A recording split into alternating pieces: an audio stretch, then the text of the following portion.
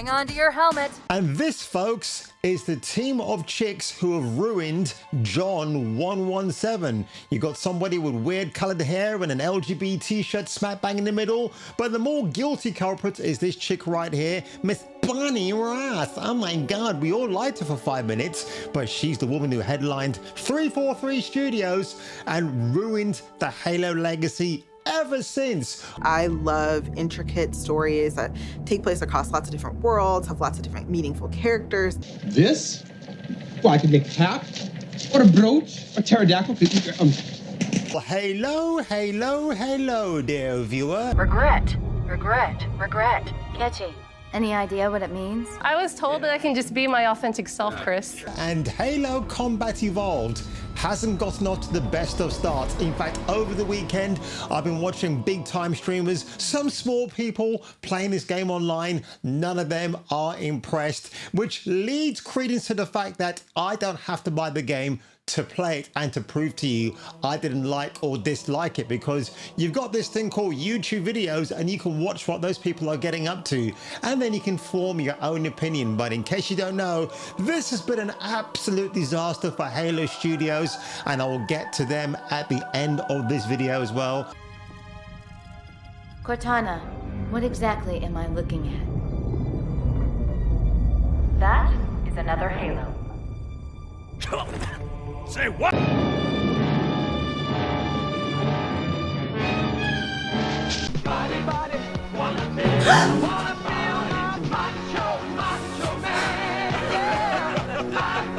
Halo Campaign Evolved, everything you need to know, and everything they need to know is getting their facts correct, because they said ever since it launched in 2003, no, Combat Evolved launched in 2001, my bro, on the 15th of November to be precise.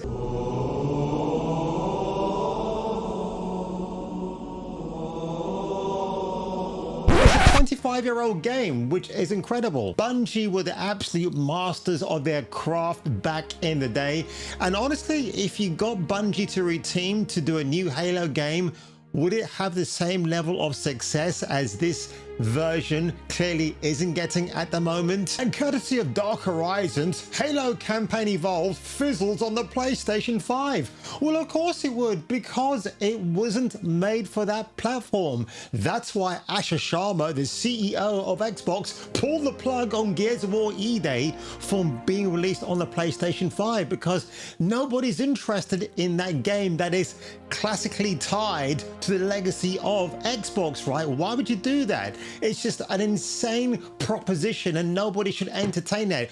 Yeah, you might get a few more sales on a rival platform that you're competing against, but at the end of the day, I like game exclusivity, right? That's what it's all about. Microsoft's Halo 4 Campaign Evolved launched on the PlayStation 5, but new data suggests barely anyone even noticed. Tech4Gamers, which is a very good website by the way, reports that across its launch week, the title had the 4th highest daily active users across Xbox Series S and X, which was around 8% of the said daily active users. It was the 14th highest on Steam, or around 2%, and a woeful 29th place on PlayStation.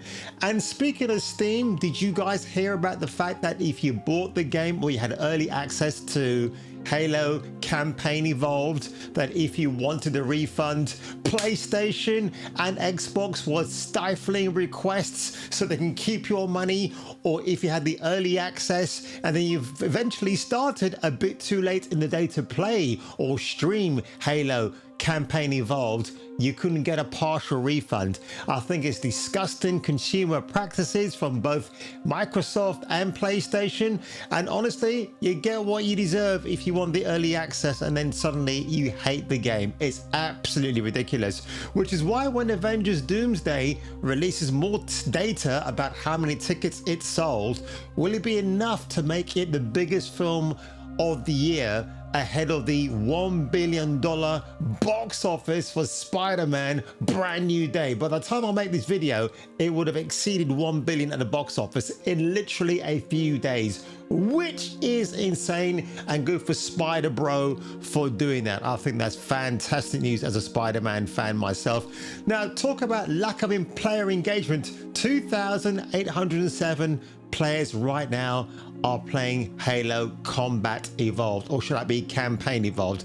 Absolutely no wonder this game actually suffers the absolute chronic indigestion that it is at the moment. It's like eating a bab kebab and you're trying to shit it out the next day and it just won't come out. That's what Halo Campaign Evolved is all about. And never lose your cool. Now, with all the talk about a possible remake of Halo 2 and 3, what do you think that would actually look like? Now, somebody's actually said that they would like to see restored scrapped Arbiter content from Halo 2. One of the more interesting cut ideas reportedly involved the Arbiter discovering a human skeleton inside a Forerunner tomb or grave, which could have had huge implications for the relationship between humans and the Forerunners, or in this case the Foreskins. But if you want to know, folks, why Halo has been an absolute disaster, because Bungie made you four of the best games ever. That's Halo 1 to 3, then Halo ODST, and then of course Reach, which is absolutely a fantastic game, which had really great elements of horror as well.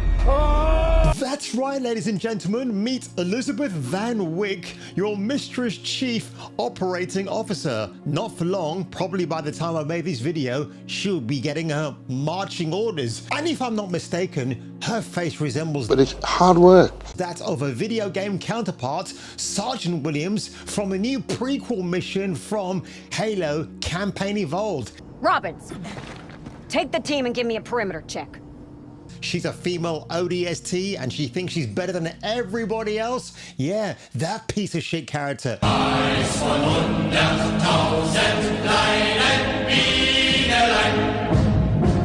If you glaze over that campaign and you think it's great, then you need your head examined, bro. Yes, I'm doing that twisted guy from Borderlands. And it gets only much more worse, folks, because this is your Halo team who destroyed John 117. And in the far left-hand corner is a woman I absolutely despise, Bonnie Ross. The woman who, when she was headlining 343, didn't know what to do with the Halo franchise anymore. Honestly, you cannot sit here and tell me that you compare this team with chicks and their pronouns to the original Bungie team, who were a bunch of based men and women who were just setting out to make the best game possible. And as a bunch of original bros and sisters at Bungie have told you, hey, if you want to explore the lore of Halo, play our games. The books, they're something a bit totally different, but if you want to read them, yeah, go ahead. So let women, and I'm not saying all women in video gaming, to ruin your favorite male franchise, but when you get this bunch of colored-haired weirdos, well, what more can I say, folks? And on that one, ladies and gentlemen, if I were you and if you were me, what do you think about the Halo Fallout? I think it's absolutely hilarious. I think by the end of this week, we're going to hear news that maybe Asha Sharma, the CEO of Xbox herself, will probably start to fire all of Halo Studios and bring back the original Bungie team. I think that should happen, and why not? And if I were you, and if you were me, I will catch you catching me for the return of the next video. We can bring Halo forward and they're coming to get you, Barbara.